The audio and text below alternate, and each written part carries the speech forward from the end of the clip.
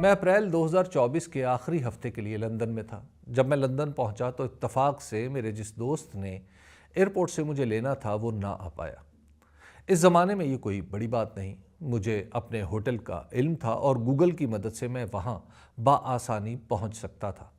میں اپنے mobile phone پر ابھی راستہ تلاش ہی کر رہا تھا کہ ایک پاکستانی میرے قریب آیا۔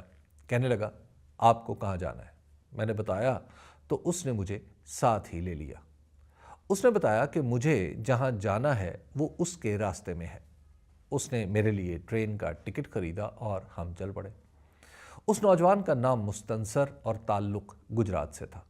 انفارمیشن ٹیکنالوجی کا کاروبار کرتا تھا اور وہیں اپنے خاندان کے ساتھ رہ رہا تھا۔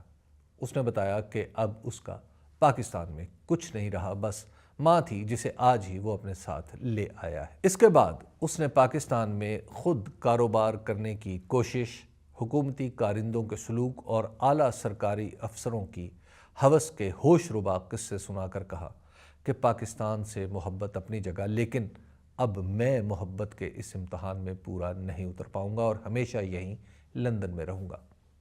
جب میں اس سے رخصت ہونے لگا تو اس نے مجھے بھی مشورہ دیا کہ حبیب صاحب یہیں رہ جائیں، بچوں کو بلا لیں اور کچھ سکون کی زندگی گزاریں۔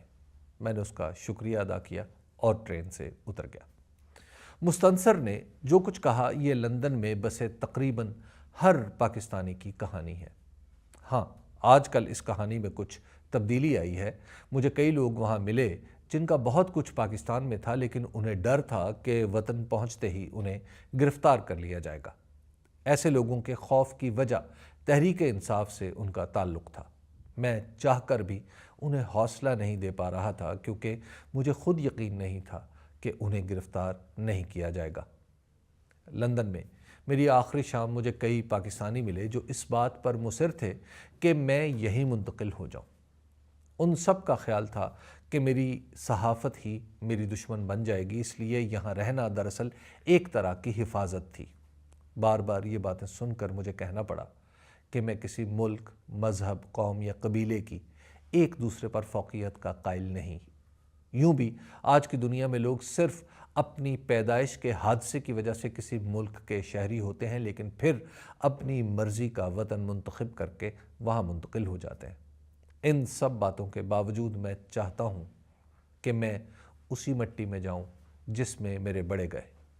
میری بات سن کر کچھ نے تعصب کے ساتھ مجھے دیکھا، کچھ نے مذاق اڑایا اور کچھ نے تحسین کی۔ لندن سے میری واپسی بذریعہ کویت تھی۔ کویت ایئرپورٹ پر جب لاہور کے لیے پرواز کا اعلان ہوا تو بہت سے پاکستانیوں سے ملاقات ہو گئی جو لاہور جانے کے لیے اسی گیٹ پر موجود تھے جہاں سے جہاز کے اندر جانا تھا۔ ان میں سے بیشتر وہاں مزدوری کرتے تھے۔ انہی میں سے ہر ایک کی خواہش تھی کہ میرے لیے کچھ کرے۔ ایک نوجوان تو مجھے دوسروں سے الگ کر کے لے گیا۔ اس نے 5 کویتی دینار میرے ہاتھ میں دینے کی کوشش کی۔ میں نے پوچھا یہ کس لیے؟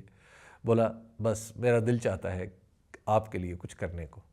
میں اس کی محبت کے بوجھ تلے چٹک ہی گیا۔ میں نے کہا مجھے ایک کافی پلا دو، میرے لیے یہی بہت ہے۔ ایک محترمہ جو میری والدہ کی عمر کی ہوں گی میرا چہرہ ہاتھ میں لے کر کہنے لگی، تم واپس کیوں جا رہے ہو؟ تمہیں اندازہ نہیں کہ پاکستان میں حالات کیا ہیں؟ تم لاہور جانے کی بجائے لندن چلے جاؤ۔ میں چپ رہا تو بولی، اگر لندن کا ٹکٹ چاہیے تو ابھی دلوا دیتی ہوں اور وہاں تمہارے رہنے سہنے کا بندوبست بھی ہو جائے گا۔ میں نے ان کا شکریہ ادا کیا مگر ان کا اصرار جاری رہا۔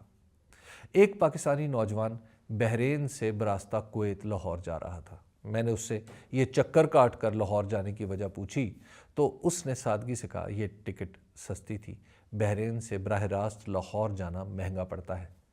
اسے بھی پاکستان میں گرفتاری کا خطرہ تھا کیونکہ اس نے فیس بک یا ٹک ٹاک پر عمران خان کے حق میں کچھ ویڈیوز پوسٹ کی تھیں۔ اس نے کچھ خوف اور کچھ شرارت سے بتایا کہ اب وہ ساری ویڈیوز ڈیلیٹ کر دی ہیں۔ جب ہم لاہور پہنچے تو وہ میرے قریب ہی رہا۔ اسے لگا کہ اگر اسے گرفتار کرنے کی کوشش ہوئی تو شاید میں اسے بچا لوں گا۔ خیر ایسی نوبت ہی نہیں آئی اور وہ ایئرپورٹ سے تو خیریت سے نکل گیا۔ لندن سے واپسی پر مجھے اچانک احساس ہوا کہ برطانیہ میں اخبار پڑھتے، ٹی وی دیکھتے یا کسی سے بات کرتے ہوئے بھی سوشل میڈیا کا موضوع زیر بحث نہیں آیا۔ اس پر جو بھی بات ہوئی پاکستانیوں سے ہوئی، اس کے علاوہ کہیں اس کا ذکر بھی نہیں سنا۔ وہاں حکومت سوشل میڈیا دبا کر استعمال کرتی ہے اور اپوزیشن بھی۔ کسی کا یہ تصور بھی نہیں کہ سوشل میڈیا تباہی پھیلا رہا ہے یا دہشت گردی کی کوئی قسم ہے، بلکہ ہوا یوں کہ میری ایک شام کچھ گورے کالوں کے ہمراہ بھی گزری۔ وہ سب کے سب عمران خان کے حوالے سے پاکستان کو جانتے تھے۔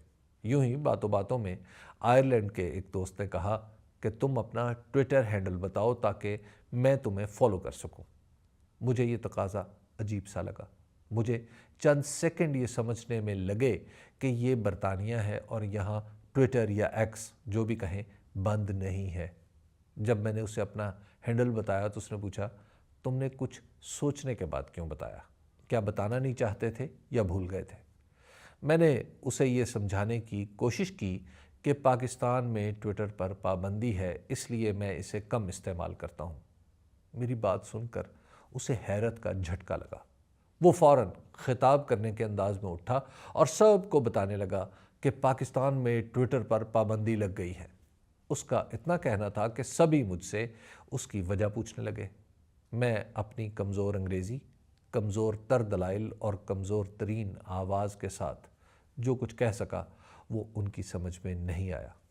یوں بھی کوئی شخص ایسی بات کیوں کر کسی کو سمجھا سکے جسے وہ خود نہ سمجھ پاتا ہو۔ شکریہ۔